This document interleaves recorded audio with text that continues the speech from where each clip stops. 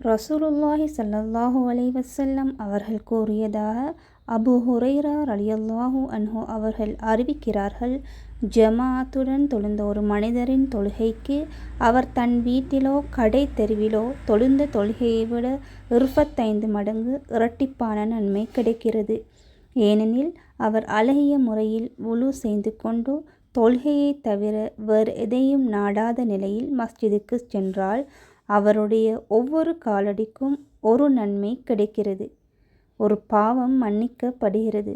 அவர் தொழுந்த பிறகு அதே இடத்தில் வுலுவுடன் உட்கார்ந்து கொண்டிருக்கும் வரை, யா அல்லாஹ், இவருடைய பாவங்களை மன்னிப்பாயாக, இவருக்கு கிருபை செய்வாயாக என்று மலக்குகள் அவருக்காக துஆ கேட்கிறார்கள்.